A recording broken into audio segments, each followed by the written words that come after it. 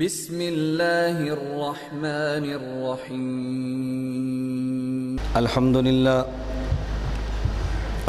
للہ نحمده ونستعینه ونستغفره ونؤمن به ونتوکل علیہ ونعوذ باللہ من شرور انفسنا ومن سیئات اعمالنا من يهده اللہ فلا مضل له ومن يضلل فلا هادي له ونشهد أن لا إله إلا الله وحده لا شريك له ونشهد أن سيدنا ومولانا محمدا عبده ورسوله أما بعد فأعوذ بالله من الشيطان الرجيم بسم الله الرحمن الرحيم يا أيها الذين آمنوا أطيعوا الله وأطيعوا الرسول وأولي الأمر منكم فإن تنازعتم في شيء فردوه إلى الله والرسول إن كنتم تؤمنون بالله واليوم الآخر ذلك خير وأحسن تأويلا اللهم صل على محمد وعلى آل محمد كما صليت على إبراهيم وعلى آل إبراهيم إنك حميد مجيد اللهم بارك على محمد وعلى آل محمد كما باركت على إبراهيم وعلى آل إبراهيم إنك حميد مجيد ہر ابتدا سے پہلے ہر انتہا کے بعد ہر ابتدا سے پہلے ہر انتہا کے بعد ذات نبی بلند ہے، ذات خدا کے بعد دنیا میں جس قدر احترام کے قابل ہیں لوگ، دنیا میں جس قدر احترام کے قابل ہیں لوگ، میں سبھی کو مانتا ہوں مگر مصطفیٰ کے بعد۔ سبحان اللہ۔ میرے نہایت واجب الاحترام بزرگوں، مسلک اہل سنت والجماعت سے تعلق رکھنے والے غیور نوجوان بھائیوں اور دوستوں، ہمارا آج کا ہونے والا جلسہ اور اجتماع جو پیغام دیوبند کے نام سے منعقد ہوا ہے، میں نے آپ حضرات کی خدمت میں اپنے عنوان پر گفتگو کرنے کے لیے قرآن کریم کی ایک آیت کریمہ تلاوت کی ہے۔ دیوبند کیا ہے اور دیوبند کا پیغام کیا ہے؟ آپ توجہ رکھیں، دیوبند کیا ہے اور دیوبند کا پیغام کیا ہے۔ اگر آپ حضرات نے مجھ سے قبل ہونے والی گفتگو پر اگر آپ نے توجہ فرمائی ہے تو میرے خیال میں یہ دونوں باتیں آپ کے سامنے آ چکی ہیں۔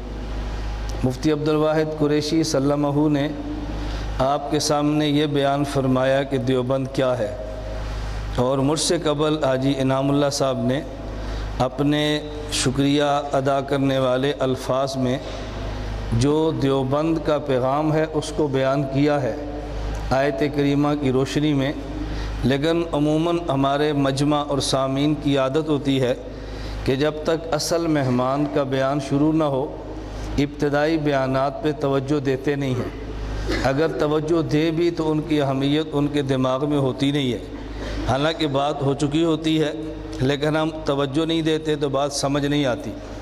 میں جب آپ کی خدمت میں دو عنوان پیش کروں گا تو آپ حضرات خود سمجھیں گے کہ مجھ سے قبل یہ بات کیسے ہوئی ہے۔ نمبر 1 دیوبند کیا ہے، اور نمبر 2 دیوبند کا پیغام۔ بولیے، نمبر 1 دیوبند کیا ہے اور نمبر 2 دیوبند کا پیغام کیا ہے۔ یہ دو باتیں میں نے سمجھانی ہیں۔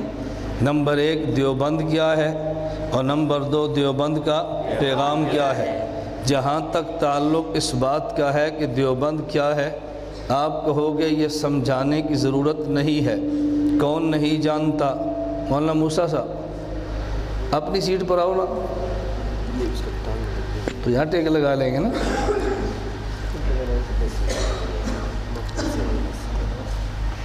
توجہ رکھیں، جو جس کی جگہ بنتی ہے وہ جگہ ان کو دینی چاہیے، ایسے ہے کہ نہیں؟ توجہ آپ رکھیں۔ آپ حضرات کے ذہن میں آئے گا یہ بات کوئی سمجھانے کی ضرورت ہے کہ دیوبند کیا ہے؟ ہم سب جانتے ہیں کہ دیوبند کیا ہے۔ میں کہتا ہوں آپ نہیں سمجھتے کہ دیوبند کیا ہے۔ عام بندے کے ذہن میں ہے کہ دیوبند ایک شہر کا نام ہے، جو اس شہر کی طرف نسبت کرے اسے دیوبندی کہتے ہیں۔ بعض لوگوں کا خیال یہ ہے دیوبند مستقل ایک مکتبہ فکر، ایک نظریہ ہے، اس نظریے کو اپنائیں تو پھر دیوبندی کہتے ہیں۔ نہ، یہ دو باتیں الگ الگ ہیں۔ یہ بات بجا ہے کہ دیوبند ایک شہر کا نام ہے، جو دیوبند میں پیدا ہو اسے دیوبندی کہتے ہیں، یہ بات تو بالکل بجا ہے۔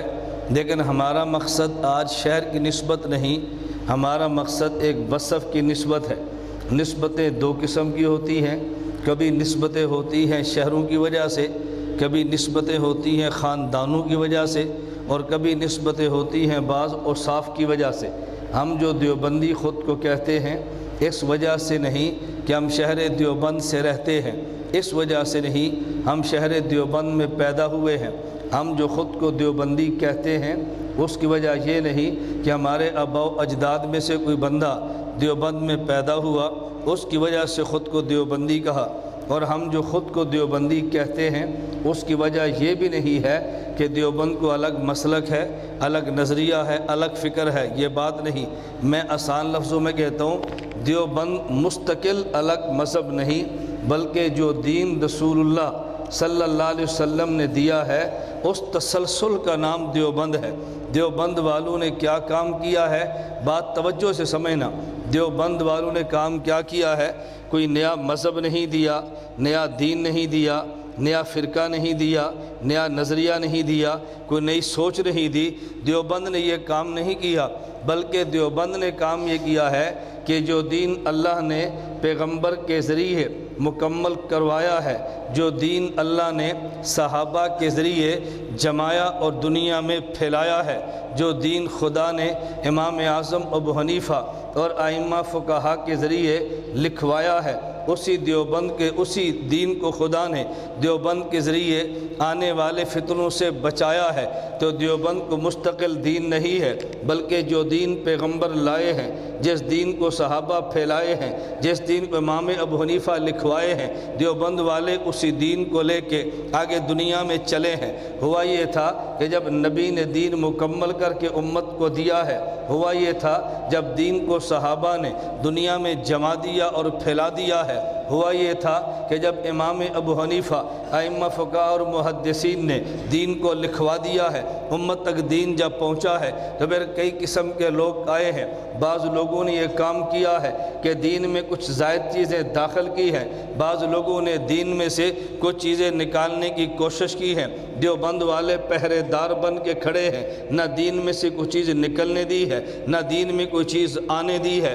میں اس کی مثال یوں دیتا ہوں کہ آپ کی جغرافیائی سرحد پہ ایک فوجی کھڑا ہے، جغرافیائی سرحد پہ ایک رینجر کا نوجوان کھڑا ہے، اس کے ذمہ کام کیا ہے؟ اگر پاکستان کا آدمی انڈیا جانا چاہے وہ جانے نہیں دیتا، اگر ہندوستان کا آدمی پاکستان آنا چاہے وہ آنے نہیں دیتا، کہتا ہے تمہارے پاس جانے کا پرمٹ نہیں، انہیں کہتا ہے تمہارے پاس آنے کا پرمٹ نہیں ہے۔ اگر کوئی جبرن جانے کی کوشش کرے تو یہ فائرنگ کرتا ہے، اگر جبرن آنے کی کوشش کرے تو پھر یہ فائرنگ کرتا ہے۔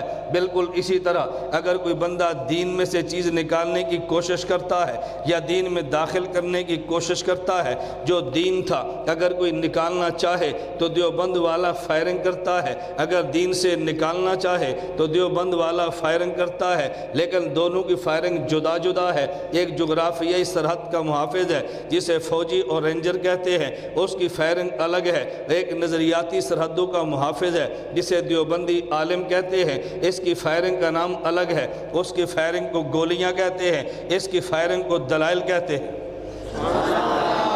اس کی فائرنگ کو گولیاں کہتے ہیں اور اس کی فائرنگ کو دلائل کہتے ہیں۔ کوئی نکلنا چاہے اسلام سے ہم گولی نہیں مارتے، ہم دلیل دے کے قائل کرتے ہیں۔ اگر کوئی بلا وجہ اسلام میں چیزیں داخل کرنا چاہے ہم گولیاں نہیں مارتے، ہم دلیل دے کر قائل کرتے ہیں۔ جو اسلام تھا نہیں اسے قبول کرتے نہیں ہیں، وہ جو اسلام ہوتا ہے اسے باہر جانے دیتے نہیں ہیں۔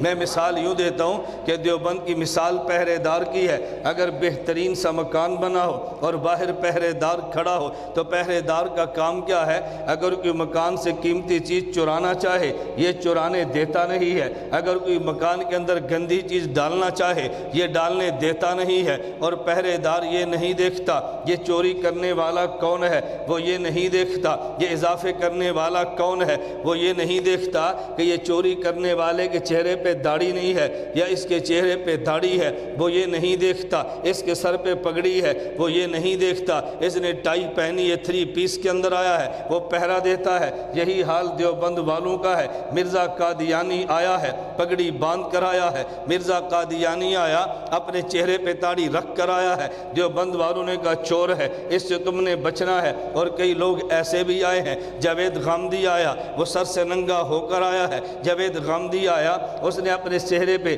چھوٹی سی داڑھی رکھ کر آیا ہے، دیوبند والوں نے کہا یہ چور ہے۔ بمبئی میں ذاکر ناک آیا ہے، وہ 3 پیس کے اندر آیا، دیوبند والوں نے کہا یہ چور ہے، اس سے تم نے بچتے رہنا ہے۔ دیوبند والا پہرے دار ہے، پہرے دار یہ نہیں دیکھتا چور کی شکل کیسی ہے، وہ یہ نہیں دیکھتا چور کی عقل کیسی ہے، وہ یہ نہیں دیکھتا چور کا قبیلہ کون سا ہے، وہ یہ نہیں دیکھتا چور بڑا ہے، وہ یہ نہیں دیکھتا چور چھوٹا ہے، وہ دیکھتا ہے کہ چور چور ہے، نہ اسے چوری کرنے دیتا ہے نہ گھر میں گند کو ڈالنے دیتا ہے۔ میں پہلی بات سمجھا رہا تھا، میں پہلی بات سمجھا رہا ہوں کہ دیوبند کیا ہے۔ آپ کو ایک بات سمجھ آئے تو پھر میں دوسری شروع کروں گا۔ پہلی بات کیا ہے کہ دیوبند تو دیوبند کا نام ٹھیکیدار ہے یا پہرے دار؟ لوگ کہتے ہیں تم دین کے ٹھیکیدار ہو، لوگ کہتے ہیں نا تم مولوی دین کے ٹھیکیدار ہو، آپ کیا کہو گے؟ ٹھیکیدار نہیں ہے ہم ٹھیکیدار تو نہیں ہیں، ہم پہرے دار ہیں۔ ہم نے دین کا ٹھیکہ نہیں لیا خدا سے، ہم دین کے پہرے دار ہیں اور پہرا دینا ہمارا حق بنتا ہے۔ پہلی میں بات سمجھا رہا ہوں کہ دیوبند کیا ہے، دیوبند نے کام کیا کیا ہے۔ نہ دین میں الہاد کی وجہ سے دین نکلنے دیتے ہیں یا بدعات کی وجہ سے دین میں کوئی چیز آنے دیتے ہیں، یہ الہاد کو بھی روک دیتے ہیں اور بدعات کو بھی روک دیتے ہیں۔ کبھی چور اتنی اچھی شکل میں آتا ہے کہ بات سمجھانی بڑی مشکل ہوتی ہے۔ حضرت مفتی محمود نور اللہ مرقدہ، اللہ ان کی قبر پہ کروڑوں رحمتیں نازل فرمائے۔ میں نے اپنے کان سے یہ مفتی محمود رحمہ اللہ کا بیان سنا ہے، سامنے بیٹھ کر نہیں، کیسٹ میں، جو چناب نگر میں بیان کیا۔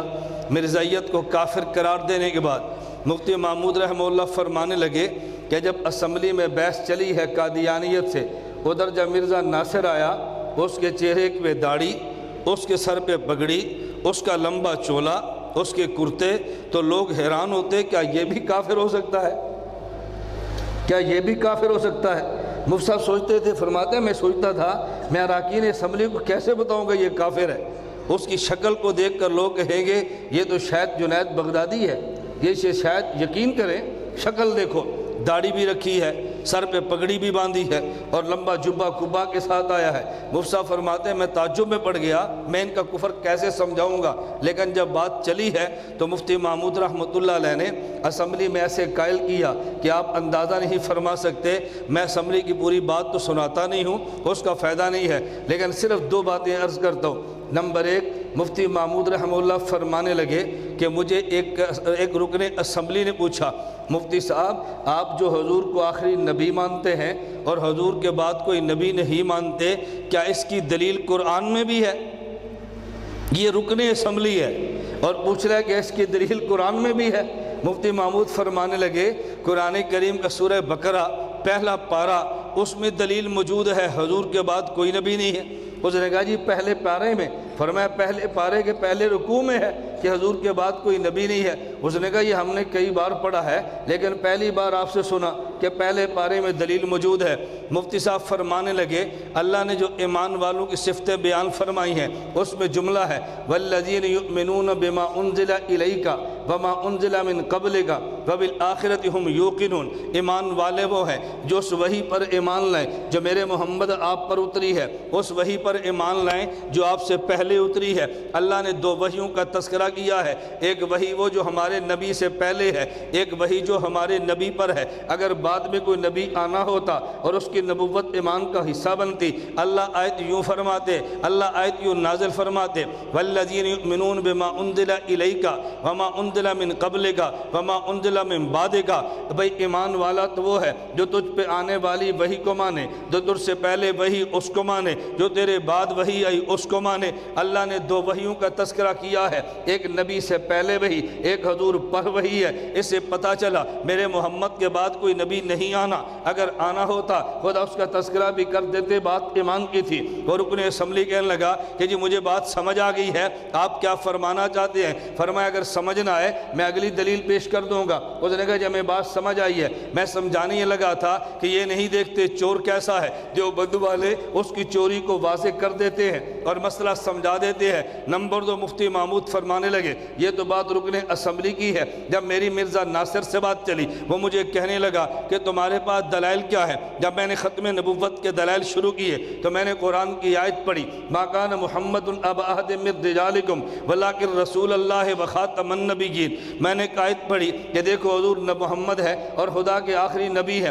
مرزا ناصر کہنے لگا مفتی محمود صاحب یہ قرآن عربی کا ہے، اس کو عربی کی روشنی میں حل کرو۔ میں نے کہا تو حل کر دے۔ وہ کہنے لگا یا خاتم النبیین کا لفظ ہے، عربی زبان میں خاتم کا معنی مہر ہے اور ہم بھی کہتے ہیں خاتم کا معنی مہر ہے۔ اس نے لغت کی کتابیں پیش کر دی، منجد میں لکھا ہے خاتم کا معنی لوہر مہر ہے، قاموس میں لکھا ہے اس کا معنی مہر ہے، فلاں فلاں لغت کی کتابوں میں لکھا اس کا معنی مہر ہے۔ تو ہم بھی مہر مانتے ہیں، جس پہ حضور کی مہر لگی وہ نبی بنا ہے، آئندہ مہر لگے گی وہ نبی بنے گا، تو ہم اس بات کو تو مانتے ہیں۔ مفتی محمود فرمانے لگے یہ قرآن عربی تو ہے لیکن یہ بتا قرآن اترا تجھ پہ ہے یا مجھ پہ ہے؟ اس نے کہا جی نہ آپ پہ اترا نہ مجھ پہ اترا۔ تو فرمانے لگے قرآن کس پہ اترا ہے؟ اس نے کہا رسول اللہ صلی اللہ علیہ وسلم پہ اترا ہے۔ مفتی محمود فرمانے لگے کہ مسئلہ واضح ہے، جس حضور پہ قرآن اترا ہے معنی ان سے پوچھ لیتے ہیں، ہم لغت کو تو نہیں دیکھتے، ہم تو نبی کو دیکھتے ہیں۔ اگر یا خاتم کا معنی حضور مہر کرے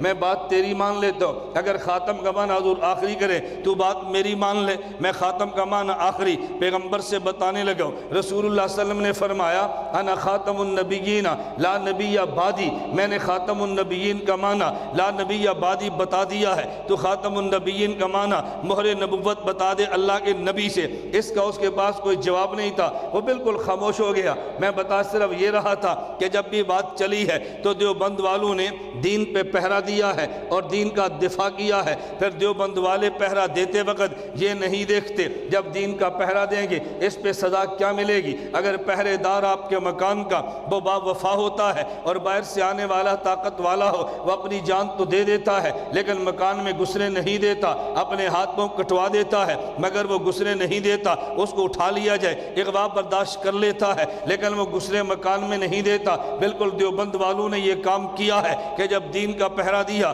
کبھی ان کی نظر بندیاں آئی ہیں یہ تب بھی پہرا دے رہے تھے، ان کی گرفتاریاں ہوئی ہیں یہ تب بھی پہرا دے رہے تھے، یہ کالا پانی میں جیل میں ڈالا گیا یہ تب بھی پہرے دے رہے تھے، ان کو شہید کر دیا گیا یہ تب بھی پہرے دے رہے ہیں اور انشاءاللہ دین کا پہرا دیتے رہیں گے۔ اگر بازار میں ہو گلیوں میں ہو کوئی دین کے اوپر اعتراض کرے دیوبند والا وہاں بھی کھڑا ہے، اگر پیغمبر کی ذات پہ اعتراض کرے دیوبند والا وہاں بھی کھڑا ہے، خدا کی ذات پہ اعتراض کرے دیوبند والا وہاں بھی کھڑا ہے، پیغمبر کے صحابہ پہ اعتراض کرے دیوبند والا وہاں بھی کھڑا ہے، اگر ائمہ پر لعن طعن اعتراض کرے یہ تب بھی کھڑا ہے۔ میں بتانا یہ چاہ رہا تھا کہ دیوبند والے دین کے پہرے دار ہیں، کوئی جگہ تجھے ایسی نہیں ملے گی جہاں تجھے دیوبند والا دین کا پہرا دیتا نظر نہ آئے۔ میں بڑے دعوے کے ساتھ یہ بات کہتا ہوں، اگر مدرسے میں دیکھ لے دیوبند والا مدرس بن کے بیٹھا ہے، اگر خانقاہ کو دیکھ لے تو دیوبند والا پیر بن کے بیٹھا ہے، اگر بازاروں کو دیکھ لے تو دیوبند والا دائی اور مبلغ بن کے یہ گشتیں کر رہا ہے،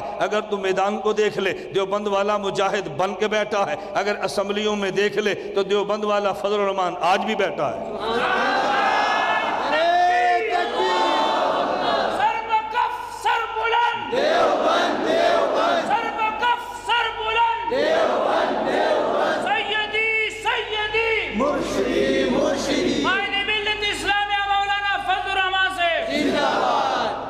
دیوبند والے وہاں بیٹھے ہیں کہ نہیں؟ دیوبند والے دین کے پہرے دار ہیں، اور انشاءاللہ ثم انشاءاللہ پوری دنیا سنے، جب تک دیوبند والے زندہ ہیں نہ دین میں کمی ہو سکتی ہے نہ دین میں اضافہ ہو سکتا ہے۔ انشاءاللہ ہمارے وجود کو کاٹا جا سکتا ہے مگر دین کو بدلا نہیں جا سکتا، ہمیں ہتھکڑیاں ڈال کے جیلوں میں بند کیا جا سکتا ہے مگر دین کو یوں بند نہیں کیا جا سکتا۔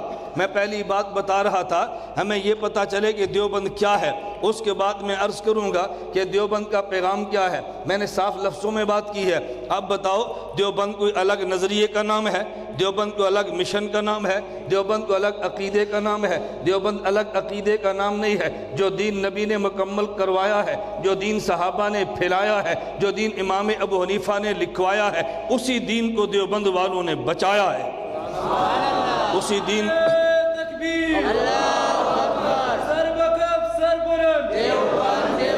متکلم اسلام حضرت مولانا الیاس گومن صاحب زندہ باد، حضرت مولانا الیاس گومن صاحب زندہ باد۔ میری آپ حضرات سے گزارش ہے، میرا چونکہ آپ کا پہلا جلسہ ہے، آپ میرا مزاج کم سمجھتے ہیں، میں آپ کا کم سمجھتا ہوں، میں جلسوں میں نعرے کا قائل نہیں ہوں۔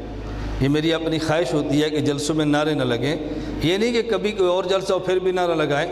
جب جلسہ ہو الیکشن کا، جلسہ ہو تحریک کا، جلسہ ہو روڈ کا، جلسہ حکومت کا خلاف کا، آپ نعرہ لگائیں، حق بنتا ہے، اور جب علمی جلسہ ہو تو پھر نعرہ نہ لگائیں، پھر دلائل سنیں۔ بات ٹھیک ہے یا غلط ہے؟ میرے ساتھ آپ نے اسٹیج پہ اعلان سنا ہے، ان نے اعلان کیا ہے وکیل احناف، کہا نا، تو میں آپ کا وکیل ہوں، آپ کا خطیب تو نہیں ہوں۔ خطیب شور پہ خوش ہوتا ہے، وکیل شور پہ خوش نہیں ہوتا۔ وکیل جب عدالت میں دلائل پیش کرے تو وکیل کی خواہش ہوتی ہے کہ سناٹا ہو، جس قدر خاموشی ہو اسی قدر وکیل کو دلائل دینے میں آسانی ہوتی ہے۔ تو میری آپ سے گزارش ہے، میں آپ کے جذبات کی قدر کرتا ہوں، اللہ جزا خیر عطا فرمائے۔ آپ کوشش فرمائیں کہ نعرہ نہ ہو اور بغیر نعرے کے ہم اپنے بیان کو تسلسل سے جاری رکھ سکیں۔ آپ میری رائے سے اتفاق فرماتے ہیں؟ ہم آپ سے پوچھ لینا بھائی، آپ خان صاحب ناراض ہو گئے تو آئندہ کیسے آنے دیں گے؟ اللہ میں بات سمجھنے کی توفیق عطا فرمائے۔ میں بتا رہا تھا، پہلے یہ بات سمجھیں کہ دیوبند کیا ہے، سمجھ لیں گے؟ بولو سمجھ لو گے؟ اچھا سمجھو پھر یاد بھی کرو۔ بعض لوگ بیان سمجھاتے ہیں، یاد نہیں کراتے، بعض یاد کراتے ہیں، سمجھاتے نہیں ہیں۔ میری عادت یہ ہے کہ میں بیان سمجھاتا بھی ہوں اور بیان یاد بھی کراتا ہوں۔ میں جب یہاں سے چلا جاؤں، کوئی آپ سے پوچھے بھی آج کیا بیان ہوا ہے تو تم بتا سکو کیا بیان ہوا ہے۔ آپ سے پوچھے نا پیغام دیوبند میں کیا باتیں تھی، آپ نے کہنا پیغام دیوبند میں 2 باتیں تھی۔ پہلی بات یہ تھی دیوبند کیا ہے، دوسری بات دیوبند کا پیغام کیا ہے۔ دیوبند کیا ہے، میں نے 4 لفظ بتائے، اس کو آپ نے یاد رکھنا ہے۔ اللہ نے اپنے پیغمبر کے ذریعے دین کو مکمل کروایا ہے، خدا نے صحابہ کے ذریعے دین کو پھیلایا ہے، خدا نے امام ابو حنیفہ اور فقہا کے ذریعے دین کو لکھوایا ہے، اور علماء دیوبند کے ذریعے دین کو بچایا ہے۔ تو دیوبند کون ہے؟ دین کو بچانے والے یا الگ دین پیش کرنے والے؟ الگ دین پیش کرے تو قادیانی بنتا ہے، الگ دین پیش کرے تو پرویزی بنتا ہے، الگ دین پیش کرے تو مختلف نام بنتے ہیں۔ لیکن دیوبند والے الگ دین پیش نہیں کرتے بلکہ اسی دین کا پہرا دیتے ہیں جو دین ان کو تسلسل کے ساتھ ملا ہے۔ تو دیوبند کا دین تسلسل والا اپنا دین نہیں ہے۔ نمبر 1 دیوبند کیا ہے، میں یہ مذاق نہیں کر رہا، آپ کتب کو دیکھ لیں، تفاسیر کو دیکھ لیں، درسگاہوں کو دیکھ لیں، میدان کو دیکھ لیں، ہر موقع پہ دیوبند والوں نے دین کو بچایا اور دین کا پہرا دیا اور دین پہ تحفظ کیا ہے۔ کسی بھی رنگ سے لوگ آئے ہیں تو دیوبند والوں نے منہ توڑ اس کا جواب دیا ہے۔ پہلی بات یہ کہ دیوبند کیا ہے، اس کے لیے میں نے 2 لفظوں میں بات کی ہے کہ دیوبند والے وہ ہیں کہ جنہوں نے دین کو بچایا ہے اور ہر حال میں دین کا کام کرتے ہیں۔ اگر کسی جگہ پہ دین مٹا ہے تو دیوبند والوں نے دین کو زندہ کیا ہے۔ میری بات کو توجہ سمجھنا، آج تمہیں دنیا میں 2 قسم کے لوگ نہیں ملے، 2 قسم نہیں بلکہ یوں کہہ لو 1 قسم کے لوگ ہوں گے اور 2 طبقوں کی مخالفت کریں گے۔ کبھی مخالفت کریں گے حنفیوں کی اور کبھی مخالفت کریں گے تبلیغی جماعت کی۔ ان سے پوچھو حنفیوں کے مخالف کیوں ہو، ان سے پوچھو تبلیغی جماعت کے مخالف کیوں ہو، وہ تمہیں بات پوری بتائیں گے نہیں۔ میں تمہیں اصل وجہ سمجھاتا ہوں کہ وہ مخالفت کیوں کرتے ہیں۔ حضرت امام اعظم ابو حنیفہ نعمان بن ثابت رحمہ اللہ تعالی، امام اعظم ابو حنیفہ نے خواب دیکھی، اور خواب کے اندر کیا دیکھا کہ نبی کریم صلی اللہ علیہ وسلم کی قبر مبارک میں نبی کی ہڈیاں مبارک یہ بکھری پڑی ہیں اور امام ابو حنیفہ نے ان ہڈیوں کو جمع کیا ہے۔ کیا دیکھی؟ خواب دیکھا یا جاگتے ہوئے دیکھا؟ خواب کا معاملہ اور ہوتا ہے. کبھی خواب دیکھیں تو یہ نہ سوچا کہ خواب بڑی گندی ہے خواب بڑی اچھی ہے. کبھی بڑی گندی ہوتی ہے اور اس کی تعبیر بڑی اچھی ہوتی ہے، اور کبھی خواب بڑی اچھی ہوتی ہے اس کی تعبیر بڑی گندی ہوتی ہے. اس لیے جب کسی کو بندہ خواب دیکھے تو محض خواب سے فیصلے نہ کیا کریں خواب کیسے دیکھی ہے، نتیجہ کیا نکلا ہے. آپ نے ایک عورت کا نام سنا ہے، اس کا نام ہے زبیدہ. اس نے خواب دیکھی کہ مکہ مکرمہ خانہ کعبہ کی چھت پہ کپڑے اتارے ہوئے ہیں اور لوگ آ رہے ہیں دنیا سے، اور دنیا سے آ رہے ہیں اور لوگ اس کے ساتھ غلط کام کرتے جا رہے ہیں. اب آپ دیکھیں خواب بڑی گندی ہے. دیکھو میرے سامنے بیٹھا ہے، اس کا چہرہ بدل گیا، اتنی گندی خواب. اب اس نے معبر سے پوچھا، علماء سے، میں نے خواب دیکھی، تعبیر کیا ہے؟ اب خواب دیکھو اور تعبیر سنو. معبرین نے تعبیر دی کہ تجھ سے خدا دین کا ایسا کام لے گا کہ جس سے نفع عرب و عجم کے لوگ اٹھائیں گے. اب خواب کی تعبیر کیا تھی؟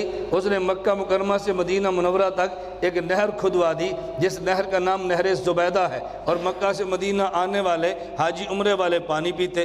اب دیکھو خواب کیا دیکھی ہے اور تعبیر کیا ہے. کبھی خواب اچھی ہوتی ہے تعبیر گندی ہوتی ہے، کبھی خواب گندی ہوتی ہے تعبیر اچھی ہوتی ہے. میں ایک دو خوابیں بات چل پڑی ہے سناتا ہوں، آپ کے ذہن میں ہے.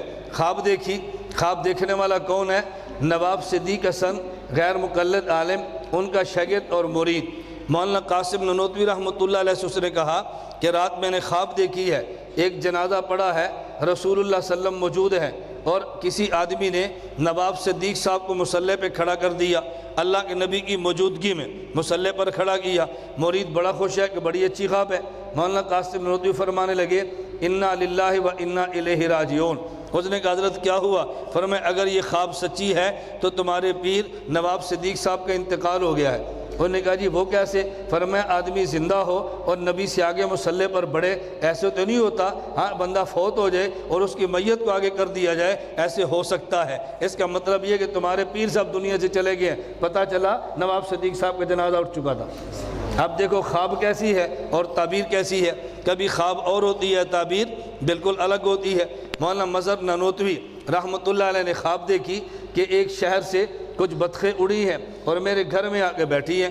مولانا قاسم نانوتوی رحمۃ اللہ علیہ سے خواب کی تعبیر پوچھی. فرمانے لگے بڑے محبت میں کہ تم نے درخواست دی ہے ملازمت کے لیے، تمہاری درخواست منظور ہو گئی ہے، اب تمہاری ملازمت کے لیے گورنمنٹ کی طرف چٹھی آنے والی ہے. اگر تم مٹھائی کھلاؤ ہم تعبیر یہ دیں گے کہ 20 روپے ماہانہ پر تمہیں ملازمت ملے گی. اگر مٹھائی نہ کھلاؤ تو پھر تعبیر یہ ہے کہ 11 روپے ماہانہ پر تمہیں ملازمت ملے گی. جیسی اگر مٹھائی کھلاؤ گے تعبیر یہ دیں گے، مٹھائی نہیں کھلاؤ گے تعبیر یہ دیں گے. انہوں نے کہا جی میں مٹھائی کھلاؤں گا، آپ 20 روپے والی تعبیر دے دو. مولانا قاسم نانوتوی رحمۃ اللہ علیہ یہ نہیں کہ اپنے دین کو بیچ رہے تھے، یہ بالکل ایسے ہی تھا. یہاں دارالعلوم دھیر کا نتیجہ وفاق سے آ گیا ہے، اور محترم صاحب آ کر کہتے ہیں طالب علم کو کہ بھئی تمہارا نتیجہ آ گیا ہے. کہتے ہیں استاد جی نمبر کتنے ہیں؟ کہتے ہیں مجھے پتہ ہے. استاد جی بتا دو. چائے پلاؤ گے پھر بتاؤں گا. اب استاد نے کیا چائے طالب علم سے پینی ہے، محترم صاحب کیا چائے پئیں گے؟ یہ تو دل لگی کی باتیں ہوتی ہیں. انہوں نے کہا جی میں مٹھائی کھلا دوں گا، آپ مجھے تعبیر یہ دیں 20 روپے ماہانہ کی تنخواہ. مولانا قاسم نانوتوی فرمانے لگے کہ تمہیں 20 روپے ماہانہ پہ حکومت کی طرف سے ملازمت کی چٹھی ملے گی. کچھ دنوں بعد چٹھی آ گئی اور 20 روپے ماہانہ کی ملازمت ملی. مولانا مظہر نانوتوی نے پوچھا حضرت آپ نے تعبیر کیسے نکالی ہے اور یہ کیسے کہہ دیا مٹھائی ہوگی تو 20 نہیں ہوگی تو 11؟ فرمانے لگے کہ تم نے خواب میں بطخ دیکھی ہے جو فلاں شہر سے اڑی ہے اور تمہارے گھر کے اندر آ کر اتری ہے. عربی زبان میں بطخ کو بطن کہتے ہیں جس میں با ایک ہے اور تا دو ہیں، بطن تا مشدد. اور فارسی زبان میں بطخ کو بط کہتے ہیں جس میں با ایک اور تا ایک ہے مخفف.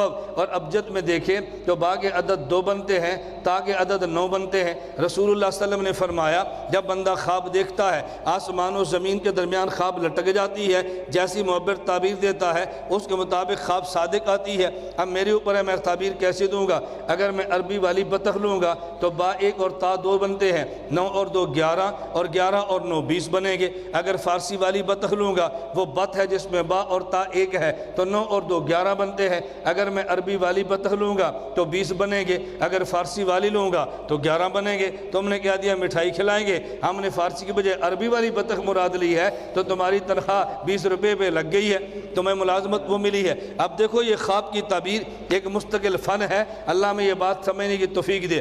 حضرت امام اعظم ابو حنیفہ نے خواب دیکھی، عنوان ہے نا ذہن میں، میں خوابیں سناؤں گا تم بہت خوش ہوگے، یہ کیسا مولوی ہے، ایسے باتوں پر لوگ بہت خوش ہوتے ہیں، ان کو خوابیں سناؤ، قصے سناؤ، کہانیاں سناؤ، اس پہ بہت پیار کرتے ہیں۔ میں اصل بات کی طرف آتا ہوں۔ امام اعظم ابو حنیفہ رحمۃ اللہ علیہ نے خواب دیکھی اور خواب میں دیکھا رسول اللہ صلی اللہ علیہ وسلم کے جسد مبارک کی ہڈیاں مبارک بکھری پڑی ہیں اور امام صاحب نے جمع کی ہیں۔ اپنے شاگرد کو بھیجا، امام ابن سیرین کے پاس جاؤ اور ان سے خواب کی تعبیر پوچھو کہ میرے خواب کی تعبیر کیا ہے، لیکن میرا نام نہ بتانا، خواب دیکھنے والا کون ہے۔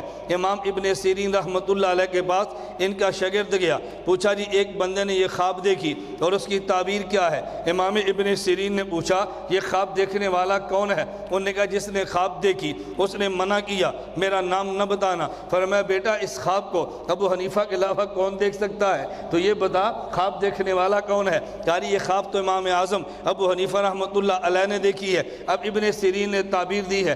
امام صاحب نے خواب کی تعبیر کیوں پوچھی ہے؟ ہمارا عقیدہ ہے نبی کا جسم محفوظ بھی ہے اور نبی کا جسم قبر میں زندہ بھی ہے۔ جب جسم محفوظ بھی ہے تو جسم زندہ بھی ہے تو پھر ہڈیاں بکھری ہوئی کیسے نظر آئی ہیں؟ اس لیے خواب کی تعبیر پوچھنی پڑی۔ تو ابن سیرین رحمۃ اللہ علیہ نے بتایا کہ جاؤ امام ابو حنیفہ کو مبارک دے دو، میرے نبی کا دین جو دنیا میں بکھر گیا ہے اس کو ایک جگہ جمع کرنے کا کام خدا تم سے لے گا۔ یہی وجہ جو دین دنیا میں پھیل گیا تھا اس کو ایک جگہ جمع امام ابو حنیفہ نے کیا ہے۔ امام ابو حنیفہ سے پہلا کوئی امت میں ایسا شخص نہیں گزرا کہ جس نے اس قدر دین کو جمع کیا جیسے امام ابو حنیفہ نے کیا ہے۔ انتخاب امام ابو حنیفہ کا ہے، یہی وجہ ہے کہ ابھی لوگ ہم سے پوچھ لیتے ہیں بھئی تم نے جو تقلید کی ہے تو امام اعظم ابو حنیفہ کی ہے، یہ تو کوفے والا امام تھا، تمہیں مکے والا امام نہیں ملا، تمہیں مدینہ والا امام نہیں ملا، جاؤ مکہ اور مدینہ والا امام لاؤ، تم تو کوفے والا امام مانتے ہو۔ میں کہتا ہوں ہاں تم سینہ تان کے گو کہ جس امام کے ہم مقلد ہیں اس امام کو مکے والا نہیں، اس کو کوفے والا ہونا چاہیے تھا، اس کو مدینہ والا نہیں، اس کو کوفہ والا ہونا چاہیے۔ ایک بندہ کہتا ہے جی وجہ کیا ہے؟ میں نے کہا وجہ میں تجھے سمجھاؤں گا۔ میرے پیغمبر کے جانشین کا نام حضرت امام ابو بکر ہے، ان کے جانشین کا نام حضرت امام عمر ہے، ان کے جانشین کا نام حضرت امام عثمان ہے، ان کے جانشین کا نام حضرت امام علی رضی اللہ تعالی عنہم ہے۔ لیکن ذرا ان کی زندگی کو دیکھے، ابو بکر مکہ سے مدینہ، حضرت عمر بھی مدینہ، حضرت عثمان بھی مدینہ، علی المرتضیٰ مدینہ سے چلے تو کوفہ گئے ہیں۔ تو حضرت ابو بکر حضور کے پہلے جانشین، خلفۂ راشدین میں سے آخری خلیفہ، راشد جس کی خلافت کا وعدہ قرآن میں کیا علی المرتضیٰ ہے، یہ آخری ہیں اور کوفہ میں چلے گئے۔ اب ظاہر ہے ابو بکر خلیفہ اول ہیں، حضرت علی خلیفہ چہارم ہے۔ اس کے بعد جب فقہا چلے ہیں حضرت امام احمد بن حنبل یہ خلیفہ امام چہارم ہے، امام شافعی خلیفہ سوم ہے، امام مالک امام دوم ہے، حضرت امام ابو حنیفہ امام اول ہے۔ اگر خلفاء کی ترتیب دیکھو، صدیق پہلے بڑے خلیفہ ہیں، علی چوتھے اور آخری خلیفہ ہیں۔ اماموں میں سے امام ابو حنیفہ بڑے اور پہلے امام ہیں، امام احمد بن حنبل چھوٹے اور یہ چوتھے امام ہیں، علی المرتضیٰ آخری خلیفہ ہیں، امام ابو حنیفہ پہلے امام ہے۔ تو مجھے یہ بتاؤ اب یہ مسجد بنی ہے آپ حضرات کی دارالعلوم کی شاہی مسجد، یہ شہر کی یہ شاہی مسجد بنی۔ اب ایک بندہ مسجد بناتا ہے، پہلے جگہ خریدتا ہے، پھر تعمیر کرتا ہے، اس پہ بڑھاپا جاتا ہے، وہ دنیا سے جانے لگتا ہے، اپنے بیٹے سے کہتا ہے کہ دیکھو بیٹا جگہ میں نے خریدی، تعمیر یہ کی ہے، میں یہاں تک تو لے آیا لیکن لگتا ہے شاید زندگی میرا ساتھ نہ دے، اب آگے رنگ تو نے کرانا ہے، دیوار تو نے بنانی ہے، یہ سین تو نے بنانا ہے۔ بیٹے نے محنت کی ہے، علاقہ پسماندہ تھا، وہ رنگ و روغن بھی کراتا رہا، شیشے بھی لگواتا رہا اور سین بنا دیا، لیکن سین میں ٹائلیں نہ لگا سکا، زندگی کا آخری وقت آ گیا۔ آپ اپنے بیٹے سے وہ کہتا ہے کہ دیکھیں دادا ابو نے یہ کیا تھا، میں نے یہاں تک کیا، آگے ٹائلیں لگانا تمہارا کام ہے۔ تو جہاں بڑا کام چھوڑ کے جاتا ہے وہاں سے چھوٹا شروع کر دیتا ہے۔ حضرت علی المرتضیٰ نے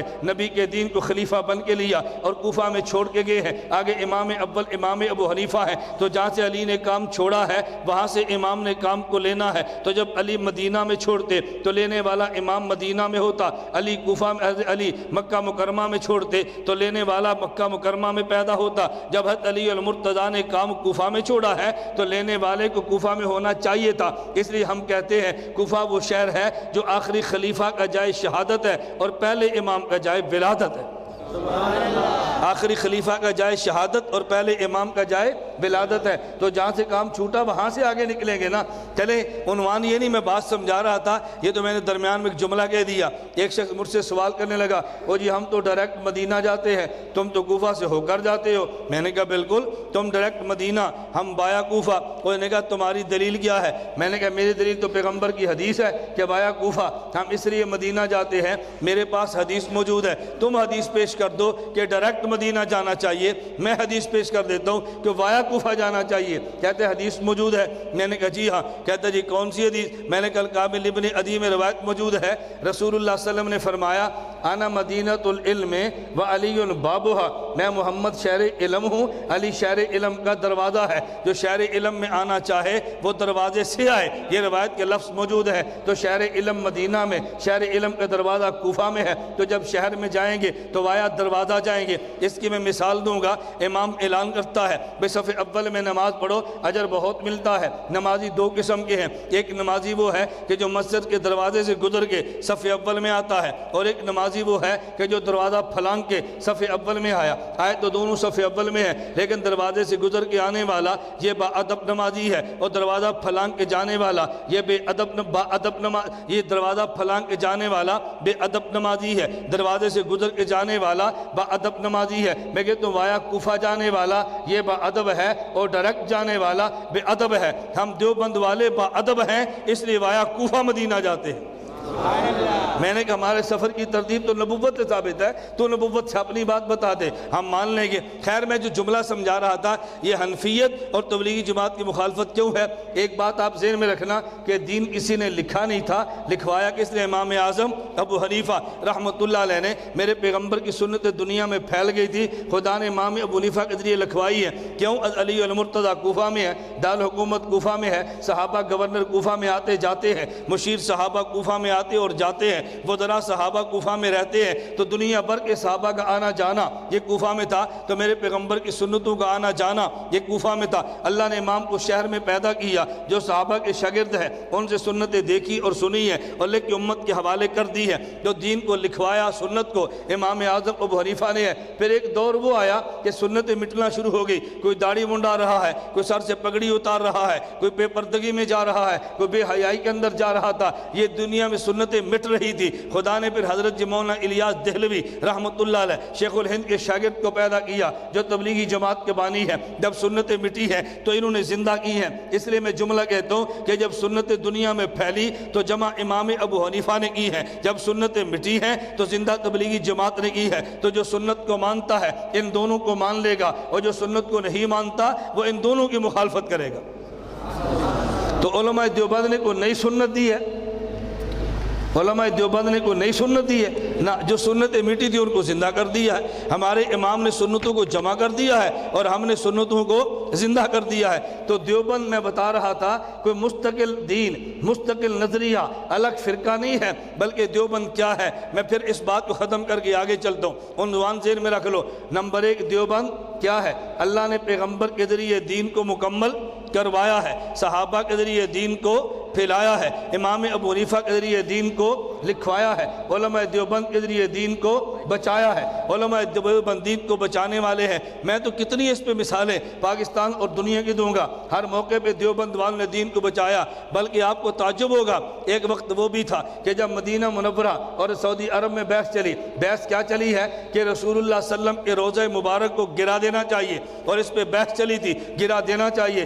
دیوبند والوں کے علامہ شبیر عثمانی پہنچے ہیں اور وہاں سعودی عرب میں جا کے اتنے مضبوط دلائل دیے ہیں کہ حکومت سعودیہ مجبور ہوگی، یعنی پیغمبر کے گنبد کو گرانا نہیں چاہیے، پیغمبر کے گنبد کو بچانا چاہیے۔ تو دیوبند والوں نے پیغمبر کے گنبد کو بچایا ہے۔ میں بتا یہ رہا تھا کہ دیوبند والے پیغمبر کے دین کو بچانے والے ہیں، یہ پیغمبر کے دین کے محافظ ہیں، یہ نبی کے دین کے پہرے دار ہیں۔ نمبر دو بات سمجھو، دیوبند کا پیغام کیا ہے؟ ان میں سے میں دو شخصیات کا بنیادی نام لوں گا۔ نمبر ایک، دارالعلوم دیوبند کے بانی قاسم العلوم والخیرات مولانا محمد قاسم ننوتوی، اللہ ان کی قبر پہ کروڑ رحمت نازل فرمائے۔ یہ دیوبند کے بانی ہیں۔ نمبر 2 حضرت شیخ الہند مولانا محمود حسن دیوبندی رحمۃ اللہ علیہ، یہ دیوبند کے شیخ صدر مدرس اور دیوبند کے سب کے ٹاپ کے اساتذہ ہیں۔ بلکہ آپ حضرات کے علم کے لیے میں کہتا ہوں کہ ہمارے علماء نے لکھا ہے، حضرت مفتی شفیع رحمۃ اللہ علیہ مفتی اعظم پاکستان تحریر فرماتے ہیں کہ جب یہ کہا جائے کہ مولوی دیوبندی نے کہا، اس سے مراد شیخ الہند کی ذات ہے،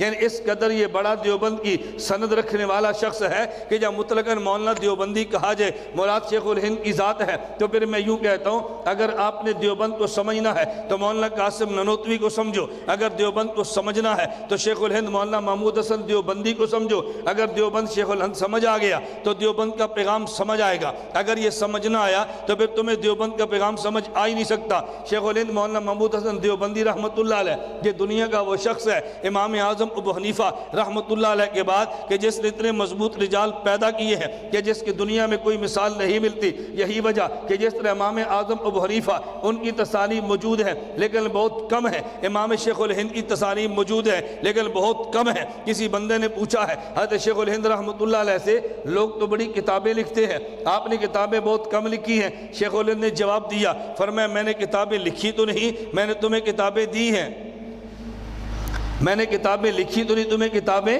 دی ہیں، لیکن تمہیں میری کتابیں نظر نہیں آ رہی۔ انہوں نے کہا جی کون سی؟ فرمایا میری کتابیں مولانا الیاس دہلوی ہیں، میری کتابیں حکیم الامت مولانا اشرف علی تھانوی ہیں، میری کتابیں آپ نے دیکھنی ہیں تو حضرت مولانا حسین احمد مدنی ہے، میری کتابیں مفتی کفایت اللہ دہلوی ہے، یہ میری کتابیں، یہ ساری میری کتابیں، عبید اللہ سندھی میری کتاب ہے، تم ان میری کتابوں کو دیکھ لو۔ تو جو کتابیں میں نے تمہارے سامنے پیش کی ہیں، میں صرف بات سمجھانے لگا۔ نمبر 1 بانی دیوبند مولانا قاسم ننوتوی رحمۃ اللہ علیہ، نمبر 2 حضرت شیخ الہند مولانا محمود حسن دیوبندی رحمۃ اللہ علیہ۔ حضرت مولانا ننوتوی کی عمر بہت زیادہ نہیں ہے، یہ 42-44 کے لگ بھگ ہے، بڑی تھوڑی سی عمر میں دنیا سے چلے گئے ہیں، لیکن وہ علم کا اتنا بڑا پہاڑ اور علم کا اتنا بڑا شخص تھا کہ جس کے سامنے جب بھی کوئی آیا ٹکرا گیا ہے، لیکن مولانا ننوتوی رحمۃ اللہ علیہ کے سامنے وہ ٹھہر نہیں سکا۔ میں 2 شخصیات کو پیش کرتا ہوں۔ نمبر 1 مولانا محمد قاسم ننوتوی، ان کا مزاج سمجھے تمہیں پیغام سمجھ آئے، شیخ الہند کا مزاج سمجھے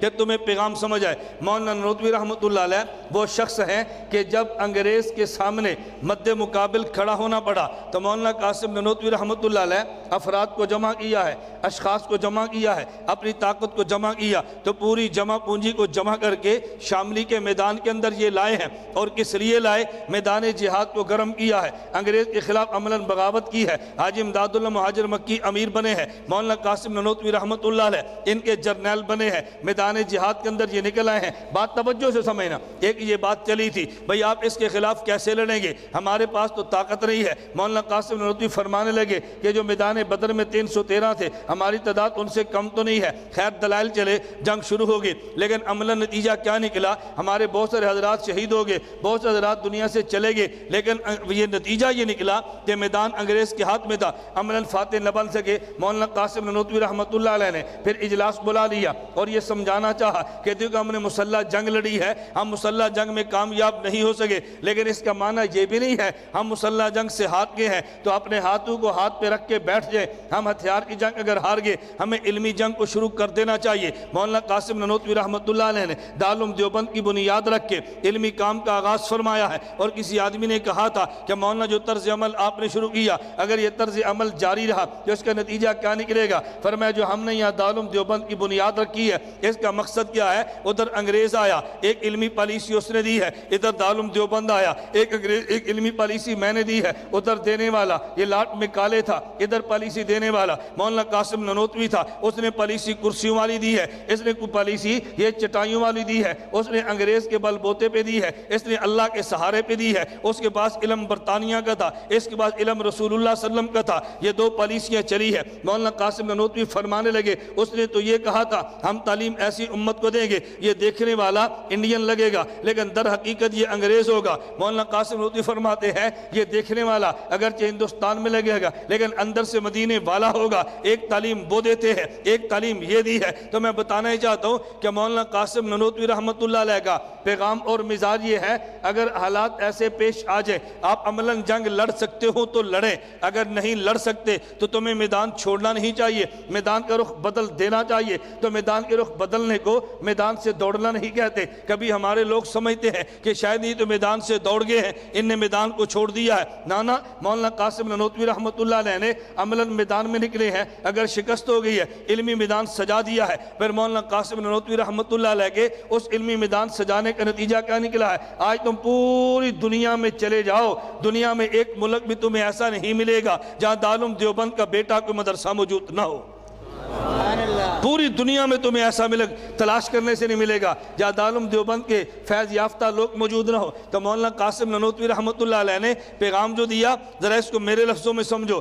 آدمی باطل کے خلاف لڑے لیکن اپنی حیثیت کے مطابق لڑے، باطل کے خلاف لڑے لیکن اپنی حیثیت کے مطابق لڑے۔ حیثیت سے باہر ہو کر بندہ جنگ نہ لڑے، حیثیت سے باہر ہو کے جنگ لڑتا ہے تو بندہ سنبھال سکتا نہیں ہے، اور پھر بعد میں اس کو ایسا یو ٹرن لینا پڑتا ہے کہ اس کی وجہ سے امت کے ہزاروں افراد گمراہ ہو جاتے ہیں۔ ایک تو مولانا قاسم نانوتوی رحمۃ اللہ علیہ کی میں نے آپ کی خدمت میں یہ بات پیش کی ہے کہ جب میدان میں شکست کھا گئے تو دوسرا میدان علمی گرم کر دیا ہے، اور پھر میدان علمی کی وجہ سے پوری دنیا کو اپنی لپیٹ میں لے لیا ہے۔ اور مولانا نانوتوی فرماتے اگر علمی رہنمائی امت کی صحیح ہوگی، نظریاتی سے ان کی اگر نظریاتی سمت ان کی درست ہو گئی تو دنیا کی امامت یہ کریں گے۔ آپ اپنے شہر کو دیکھ لیجئے، جب تک آپ کے شہر میں دارالعلوم دیر نہیں بنا تھا آپ کی حالت کیا تھی، جب دارالعلوم دیر بنا ہے تو آپ کی حالت کیا ہے۔ اگر اس طرح کے دو چار دارالعلوم بنتے رہے آپ اندازہ نہیں فرما سکتے کہ شہر نہیں پورے ملک کی فضا کیسے بدلتی ہے۔ تو یہ پیغام مولانا قاسم نانوتوی رحمۃ اللہ علیہ کا ہے کہ پیغمبر کی تعلیم والا انقلاب دنیا میں عام کر دو، پھر دنیا تمہاری ہوگی۔ حضرت شیخ الہند رحمۃ اللہ علیہ انگریز کے مد مقابل نکلے ہیں، اور وہ لمبی تاریخ ہے اس کو میں پیش نہیں کرتا، خلاصہ یہ حضرت شیخ الہند رحمۃ اللہ علیہ مولانا محمود حسن دیوبندی جب یہ گرفتار ہوئے اور 4 سال تک مالٹا کی جیل میں رہ کر واپس آئے تو مولانا نے ایک پیغام دیا تھا، فرمانے لگے میں تمہیں 2 باتیں کہتا ہوں۔ لوگوں نے پوچھا کہ جب آپ جیل میں رہے تو جیل میں رہ کر آپ نے کیا سیکھا ہے، زندگی کا خلاصہ پیش کریں۔ شیخ الہند مولانا محمود حسن دیوبندی رحمۃ اللہ علیہ فرمانے لگے میں 2 چیزیں جیل سے سمجھ کر آیا ہوں، نمبر 1 قرآن کی تعلیم عام کر دو، نمبر 2 آپس کے اختلافات ختم کر دو۔ کتنی باتیں لے کر آیا ہوں؟ نمبر 1 قرآن کی تعلیم عام کر دو، نمبر 1 آپس کے اختلافات ختم کر دو۔ جب قرآن کی تعلیم عام ہو جائے گی، آپس کے اختلافات ختم ہو جائیں تو بھئی قیادت تو پھر آپ کے ہاتھ کے اندر ہوگی نا۔ قرآن آسمانی کتاب ہے، مدد آسمان سے آتی ہے، قرآن الہی کتاب ہے اور مدد الہ کرتا ہے۔ بھئی قرآن خدا کی کتاب ہے، جب خدا کی بات سمجھ آ گئی ہے خدا کا نظام بھی سمجھ آئے گا، جب نظام سمجھ آئے امت کو نظام سمجھانا آسان ہوتا ہے۔ فرماتے ہیں پہلا پیغام یہ ہے کہ تم قرآن کی تعلیم عام کر دو، نمبر 2 آپس کے اختلافات ختم کر دو۔ آپ نے 2 چیزوں پہ غور کرنا ہے، نمبر 1 قرآن کی تعلیم کیسے عام ہوتی ہے، قرآن کی تعلیم عام کیسے ہوتی ہے بے نمبر 1 قرآن کو پڑھنا ہے، نمبر 2 قرآن کو سمجھنا ہے، نمبر 3 قرآن پہ عمل کرنا ہے۔ پہلا مرحلہ قرآن کو پڑھنے کا ہے، اس کے لیے آپ کو قاری مل جائیں گے، میری بات توجہ سے سمجھنا۔ نمبر 2 قرآن کو سمجھنا ہے، اس کے لیے تمہیں مدارس مل جائیں گے۔ نمبر 3 قرآن پہ عمل کرنا ہے، تمہیں اس کے لیے خانقاہ تبلیغی جماعت مل جائے گی۔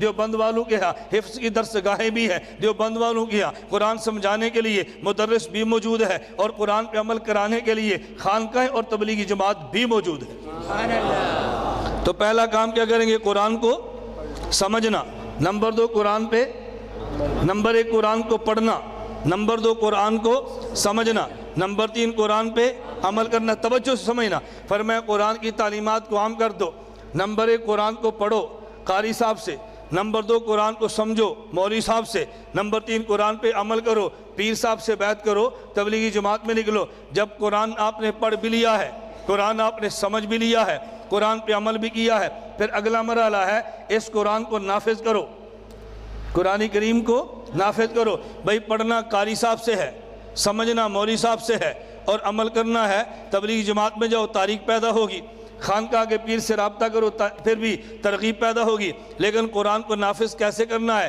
قرآن بازار میں نافذ نہیں ہوتا، قرآن بازار میں اگر تم نافذ کرنا چاہو یوں نافذ کر نہیں سکتے۔ قرآن نافذ تب ہوتا ہے جب تیرے ہاتھ میں قوت نافذہ موجود ہو۔ قوت نافذہ احتجاج کا نام نہیں ہے، یہ جلوس کا نام نہیں ہے، یہ تیرے ہتھوڑے گروپ کا نام نہیں ہے۔ قوت نافذہ یہ چھوٹے موٹے ڈنڈے سوٹے کا نام نہیں ہے۔ تیرے ملک میں قوت نافذہ اگر نام ہے تو پاکستان کی نیشنل اسمبلی کا نام ہے، تیری صوبائی اسمبلی کا نام ہے۔ اس کا مطلب یہ ہے اگر تم نے دین کو نافذ کرنا ہے، اپنے منتخب نمائندے اسمبلی میں وہ بھیج دے جو قرآن کو جانتے ہیں یا قرآن کو جاننے والوں سے تعلق رکھتے ہیں۔ اگر تو نے قرآن پڑھ بھی لیا، حفظ کی درس گاہیں بنی ہے، قرآن سمجھ بھی لیا، تو نے دارالعلوم بنائے ہیں، قرآن پہ عمل کر بھی لیا ہے، خانقاہ تبلیغی جماعت سے جڑا ہے، تو پھر ایک کام تیرے ذمہ ہے، پھر اسمبلی میں پہنچ اور جہاں پہ غلط قانون بنتا ہے وہاں صحیح قانون بنا دے۔ قرآن پہ عمل بھی ہوگا، قرآن نافذ بھی ہوگا۔ ہم نے ایک کام کرنا ہے، یہ سارے کرنے بھائی، ایک کرنا ہے یہ سارے کرنے ہیں۔ ہم تو سارے کریں گے، اس لیے ہمارے پاس سارے ہیں۔ آپ میری بات کو محسوس نہ کرنا، میں مد مقابل کی باتیں نہیں کرتا، لیکن آپ جا کر دیکھ لو بھائی تمہارے پاس قاری کتنے ہیں، تمہارے پاس دارالعلوم کتنے ہیں، تبلیغی جماعت تو ہے ہی نہیں نا، کتنے تو بات کا مسئلہ ہے بھئی، یہ تو صرف ہمارے پاس ہے نا، کسی اور کے پاس تو ہے ہی نہیں۔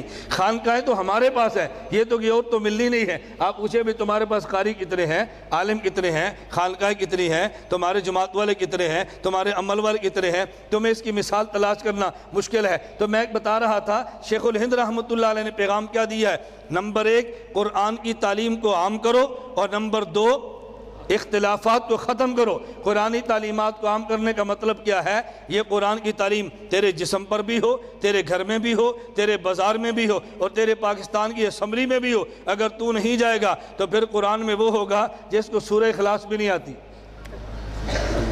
نہیں، جب آپ نہیں جائیں گے تو پھر کون ہوگا جس کو سورہ اخلاص نہیں آتی؟ میں ایک بات کہتا ہوں، شاید اللہ اس سے قیامت کے دن پوچھے یا نہ پوچھے کہ تجھے کیوں نہیں آتی تھی، تجھ اور مجھ سے ضرور پوچھے گا کہ جس کو آتی تھی اس کو تو نے کیوں نہیں بھیجا۔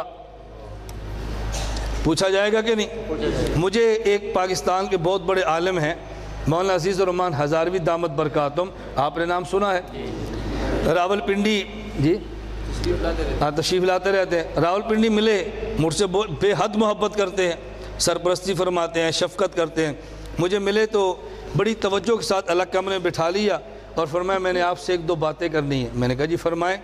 میں خوش ہوتا ہوں، مشائخ بلاتے ہیں، بات کرتے رہتے ہیں، تو میں نے کہا جی فرمائیں۔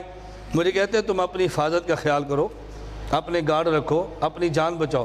جو میں تمہیں نکتہ سمجھانے لگوں، اور دیکھیں ہمارے مشائخ کی نگاہ کہاں تک جاتی ہے۔ مجھے فرمانے لگے اگر تم نے حفاظت کا خیال نہ کیا، تم نے گارڈ نہ رکھے اور تو قتل ہو گیا، تو خوش ہوگا میں شہید ہو گیا ہوں، مجھے ڈر ہے کہ قیامت کو تیری پکڑ نہ ہو۔ میں نے کہا جی کیوں؟ فرمایا اب یہ جسم تیرا نہیں ہے، یہ جسم قوم کی امانت ہے، اس کی حفاظت تیرے ذمہ ہے۔ خدا تجھ سے پوچھے گے تو نے حفاظت کیوں نہیں کی، تو کیا جواب دے گا؟ بات سمجھ آ رہی ہے؟ بھائی دکان ہماری ہے تو حفاظت کرتے ہیں نا۔ تو نے فرمایا جسم تیرا نہیں ہے تو قوم کی امانت ہے، پوری دنیا اس سے فائدہ حاصل کرتی ہے۔ اگر تو مارا گیا تو خوش ہوگا کہ جی میں شہید ہوا، مجھے ڈر ہے کہ مواخذہ نہ ہو کہ تو نے حفاظت کیوں نہیں کی۔ حفاظت کر پھر مارا جا تو پھر تجھے شاید تجھ سے مواخذہ نہ ہو۔ میں اس لیے بتا رہا ہوں کہ جو کام بندہ کر سکتا ہو اور پھر نہ کرے اس سے مواخذہ ہوگا، اس سے مواخذہ ہو نہ ہو یہ اس کا مسئلہ ہے، لیکن مجھ جو آپ سے تو ہوگا نا کہ ایک سورہ اخلاص کو پڑھنے والا جب تیرے پاس موجود تھا وہ اسمبلی میں کیوں نہیں گیا؟ پھر خدا تجھ سے پوچھے گا نا، جب یہ چلا جائے گا تو وہ نکل جائے گا، اور جب یہ نہیں جائے گا تو پھر وہ بیٹھا رہے گا۔ اگر اس کو وہاں سے نکالنا ہے تو پھر ان کو وہاں پہ بھیجنا ہے۔ آپ کوشش کرو گے یا نہیں؟ تو آپ نے سارے کام کرنے ہیں، یہ ایک آدھ کام کرنا ہے۔ اپنی اولاد کو قرآن کا حافظ بناؤ، اپنی اولاد کو قرآن کا عالم بناؤ، اپنی اولاد کو قرآن سمجھاؤ، اپنی اولاد کو دین کے اندر بھیجو۔ اور جب یہ الیکشن کے دن نہ ہے، ہمارے علماء، جمعیت علماء اسلام، ہمارے علماء یا علماء کے نمائندے ان کو اسمبلیوں میں بھیجو تاکہ قرآن کو پڑھیں بھی، قرآن کو سمجھیں۔ میں بڑے اختصار سے ایک بات کیا کر اپنی بات ختم کروں گا۔ ہم قرآن کریم کو دیکھ لیں تو قرآن کا اعلان خدا کی ذات کے بارے میں ہے، قل هو اللہ احد اللہ الصمد۔ قرآن کا یہ اعلان ہے، لم یلد ولم یولد ولم یکن لہ کفوا احد۔ دیکھو تم نے خدا کو ایک ماننا ہے، اگر 2 مانے گا اختلافات شروع ہو جائے گا۔ کبھی خدا کو 2 تو نہیں مانتا، لیکن بعد میں خدا اختیارات دیتا ہے، ابھی 2 شروع ہو جائیں گے۔ کبھی قبر کو سجدہ، کبھی ذوالجلال کو سجدہ، کبھی ذوالجلال کو سجدہ۔ اس اختلافات پیدا کیے۔ ایک بندہ کہتے ہیں نا کسی کو سجدہ نہ کرو، ایک خدا کو کرو۔ اب اختلافات کو مٹا دیا جائے، اختلاف سے مٹ جائے گا۔ نمبر 2 یہ سارے نبی ہیں، ہم سارے نبیوں کو مانیں گے۔ ایک بندہ کہتا ہے حضرت عیسیٰ کو مانتا ہوں، میں موسیٰ علیہ السلام کو نہیں مانتا، حضرت موسیٰ کو مانتا ہوں، میں عیسیٰ علیہ السلام کو نہیں مانتا۔ اب اختلافات پیدا ہوں گے۔ قرآن کہتا ہے لا نفرق بین احد من رسلہ، ہم کسی رسول کا بھی انکار نہیں کرتے۔ آدم سے لے کر عیسیٰ ان سب کو انبیاء مانتے ہیں، اور خاتم الانبیاء محمد عربی صلی اللہ علیہ وسلم کو نبی بھی مانتے ہیں، آخری نبی بھی مانتے ہیں۔ کوئی حضور کو آخری نبی نہ مانے اور بعد میں مرزا قادیانی کو نبی مانے، اس نے اختلاف پیدا کیا ہے۔ اور اس کی نفی کر کے حضور کو آخری نبی مانے، اس نے امت میں اتفاق پیدا کیا ہے۔ آپ یہ دیکھو اختلافات کہاں سے شروع ہے، ان کو مٹاتے چلے جاؤ، امت میں اتفاقات شروع ہو جائیں گے۔ ہمارے آخری نبی رسول اللہ صلی اللہ علیہ وسلم ہے، خود قرآن نے اعلان فرمایا قل ان کنتم تحبون اللہ فاتبعونی، میرے پیغمبر کو معصوم مانو۔ اگر نبی کو معصوم نہیں مانتا اختلاف شروع ہو جائے گا، نبی کے بعد اور معصوم مانتا ہے پھر بھی اختلاف شروع ہو جائے گا۔ ہم پیغمبر کی ذات کو معصوم مانتے ہیں، اب کوئی اختلاف نہیں ہے، بات توجہ سمجھنا۔ ہم پیغمبر کی ذات بھی مانتے ہیں، پیغمبر کو ذات بھی مانتے ہیں، ذات پیغمبر کو بشر مانتے ہیں، وصف پیغمبر کو نور مانتے ہیں۔ اب کوئی اختلاف نہیں ہوگا، تو کہتا ہے میں بشر مانتا ہوں نور نہیں مانتا، تو کہتا ہے میں نور مانتا ہوں بشر نہیں مانتا۔ اب اختلافات شروع ہو جائیں گے۔ ہم پیغمبر کی ذات کو بشر مانتے ہیں اور پیغمبر کے وصف کو نور مانتے ہیں، کوئی لڑائی تو ہے نہیں۔ میں وہاں اسلام آباد مولانا فضل الرحمان تعلق کو بیٹھا ہوا تھا، مجھے مولانا نے بلایا کسی کام کے لیے، تو مولانا نے مجھے خود ایک واقعہ اپنا سنایا۔ فرمانے کے میں ملتان قاسم العلوم میں تھا، تو ایک بندہ میرے 3-4 لڑکے آئے، بولنے کا جی ہم نے آپ سے سوال کرنا ہے۔ میں نے کہا کریں؟ اس میں سوال یہ کیا کہ حضور پاک بشر ہیں یا نور؟ یہ مولانا مجھے سنا ہے، کیا سوال کیا؟ حضور پاک بشر ہیں یا؟ میں نے اس سے کہا تمہارا سوال غلط، پہلے سوال نہیں کرو تو جواب دوں گا۔ انہوں نے کہا کیا مطلب؟ میں نے کہا کہ نور کے مقابلے میں بشر نہیں، نور کے مقابلے میں بشر نہیں، نور کے مقابلے میں ظلمت ہے۔ تم پوچھو نور ہے یا ظلمت، یہ سوال تو ٹھیک ہے، نور ہے یا بشر، یہ تو سوال ہی غلط ہے۔ تو سوال ٹھیک کرو تو پھر جواب ٹھیک دوں گا نا، اس لیے تمہارا سوال غلط ہے۔ نہ نور کے مقابلے میں کیا ہے؟ ظلمت۔ نور کو ایک وصف کا نام ہے، تو وصف کے مقابلے میں وصف آتا ہے، وصف کے مقابلے میں ذات تھوڑی آتی ہے۔ اس لیے ہم یہ کہتے ہیں ہمارے پیغمبر ذات کے اعتبار سے بشر ہے، ہمارے پیغمبر وصف کے اعتبار سے نور ہے۔ اب جو اختلاف سارے ختم ہو گئے، ہم نے پیغمبر کی ذات کے بعد پیغمبر کے صحابہ کو مانا ہے۔ ہم صحابہ کا امام بھی مانتے ہیں، صحابہ کو عادل بھی مانتے ہیں، صحابہ کو محفوظ بھی مانتے ہیں، صحابہ کو حجت بھی مانتے ہیں، صحابہ کو معیار حق بھی مانتے ہیں۔ اب اختلاف ختم ہو جائے گا، لیکن اگر کوئی بندہ صحابہ کو مومن نہ مانے اختلاف تب بھی شروع ہے، مومن تو مانے عادل نہ مانے اختلاف تب بھی شروع ہے، عادل تو مانے حجت نہ مانے اختلاف تب بھی شروع ہے۔ ان کو حجت تو من کو مانتا ہے لیکن حجت نہیں مانتا، اختلاف تب بھی شروع ہے۔ ہم صحابہ کو مومن بھی مانتے ہیں، محفوظ بھی مانتے ہیں، عادل بھی مانتے ہیں، حجت بھی مانتے ہیں اور معیار حق بھی مانتے ہیں۔ اس میں صحابہ کو معیار حق مانیں گے، اب کوئی اختلاف نہیں ہے۔ اور جو صحابہ کو معیار حق نہ مانے اب پھر اختلاف شروع ہو جائے گا۔ اور تعجب یہ ہے جو خود معیار حق نہیں وہ کہتے ہیں صحابہ معیار حق نہیں۔ بھائی جب صحابہ معیار حق نہیں تو بتاؤ تمہاری رائے کیسے معیار حق ہو سکتی ہے؟ نہیں سمجھے؟ رضی اللہ عنہ ہم تمہاری بنیاد پہ صحابہ کو چھوڑ کیسے دیں گے؟ صحابہ معیار حق ہے، ایمان ایسا جیسا صحابہ کا ہے، ہمیں یہ بات سمجھنی چاہیے۔ عمل ایسے جیسے پیغمبر کے صحابہ کے ہیں، ہم صحابہ کو معیار حق مانتے ہیں۔ میں آگے چل دوں، پیغمبر کے صحابہ کے بعد ائمہ اور فقہا ہیں، ہم یہ سمجھتے ہیں قرآن موجود ہے، حدیث موجود ہے، لیکن مسئلہ تب سمجھ آتا ہے جب فقہا سمجھائیں۔ فقہا کو مان لیں گے اختلاف نہیں ہوگا، فقہا کو نہیں مانیں گے اختلافات شروع ہو جائیں گے۔ اس کے بعد چلیے فقہا کے وارث امت کے علماء ہیں، علماء کو امت کا وارث مانیں گے، امت اختلافات سے نکل جائے گی، علماء کو نہیں مانیں گے پھر اختلافات کے دروازے کھل جائیں گے۔ تو شیخ الہند رحمۃ اللہ علیہ نے تو باتیں فرمائی، نمبر 1 قرآن کی تعلیمات پہ عمل کرو اور نمبر 2 اختلافات کو ختم کرو۔ دعائیں کریں اللہ ہم سب کو قرآن تعلیمات کو عام کرنے کی توفیق عطا فرمائے، اللہ ہمیں اختلافات کو پیدا کرنے سے محفوظ رکھے اور جو اختلافات موجود ہیں ان کو ختم کرنے کے اللہ ہمیں توفیق عطا فرمائے۔ میں آپ کے ساتھ اس کہتا ہوں بھائی ہمارا تو نام ہی اتحاد اہل سنت والجماعت ہے، ہم تو چاہتے ہیں کہ امت جڑے نہ یہ کہ امت ٹوٹے، ہم نہیں چاہتے امت الگ ہو، ہم کہتے ہیں امت ایک ہو، لیکن آپ کو خیال کرنا چاہیے امت میں کون ہے اور امت سے کون ہے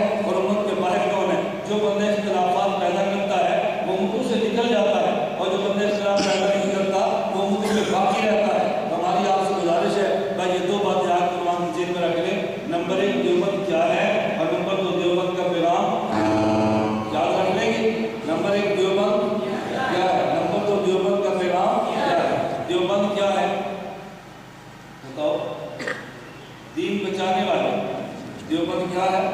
اگر پچھلی تبلیغ کا نام یاد رہے تو ایک دوسرے مراد کرنا کہ دیوبند کون ہے؟ دین کو بچانا۔ اللہ نے نبی کے ذریعے دین کو مکمل کروایا، صحابہ کے ذریعے دین کو پھیلایا، ائمہ کے ذریعے دین کو لکھوایا، اور علماء کے ذریعے دیوبند علماء کے ذریعے دین کو بچایا۔ تو علماء دیوبند کون ہے؟ دین کو بچایا۔ یہ بات مجھے ذرا کرو گے نا۔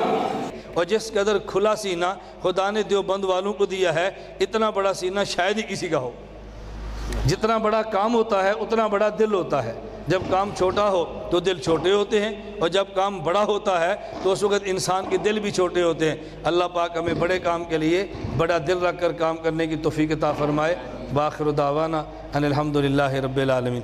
ہماری آپ سے گزارش ہے، ابھی دعا کے بعد میں اکثر دعوت دیتا ہوں کہ ہمارے علماء کو اور طلباء کو کبھی وقت نکال کے ہمارے پاس سرگودہ تشریف لائیں اور کچھ دن کا کورس کریں اور اپنے مسائل اور عقائد کو سمجھیں۔ اور عوام کے لیے ہر انگریزی ماہ کی پہلی جمعرات سے لے کے اتوار صبح 9 بجے تک کورس ہوتا ہے، عوام بھی شرکت کریں۔ اور جب آپ دعا سے فارغ ہو جائیں تو باہر ہمارے سٹال پہ کتابیں، لٹریچر، سیڈیاں موجود ہیں، آپ وہ لٹریچر بھی خریدو اور پڑھو۔ اللہ ہم سب کو اپنے مسلک کی حفاظت کی توفیق عطا فرمائے۔ الحمدللہ رب العالمین والصلاۃ والسلام علی رسول وعلی آلہ واصحابہ اجمعین۔ اے اللہ ہم سب کے گناہوں کو معاف فرما دے، اللہ ہم سب کے گناہوں کو معاف فرما دے، اللہ گناہوں کو معاف فرما دے، خطاؤں سے درگزر فرما دے، بیماروں کو صحت عطا فرما دے، مقروضوں کے قرض ادا فرما دے۔ جن حضرات نے اس پروگرام کے لیے اہتمام کیا، جو حضرات تشریف لائے ہیں، اللہ ان کو شان نشان اجر عظیم عطا فرما۔ اے میرے مولا کریم علماء حق کی حفاظت فرما، شرور و فتن سے محفوظ فرما، علماء حق کو ہر میدان میں کامیابیاں عطا فرما۔ اے اللہ جو مانگ سکے وہ بھی عطا فرما، جو نہیں مانگ سکے بن مانگے عطا فرما۔ اے اللہ ہمارے ملک کی حفاظت فرما، اے اللہ امن ایمان کا گہوارہ بنا دے، اسلام اور سلامتی کا گہوارہ بنا دے۔ جو ہمارے ملک کے اور اسلام کے خیر خواہ نہیں، اللہ ان کو ہدایت عطا فرما، اگر مقدر میں ہدایت نہیں میرے مولا ان کو چن چن کے ختم فرما دے۔ اے اللہ ہم سب کا خاتمہ بالایمان فرما، قیامت کے دن حضور اکرم صلی اللہ علیہ وسلم کی ہم سب کو شفاعت نصیب فرما اجمعین۔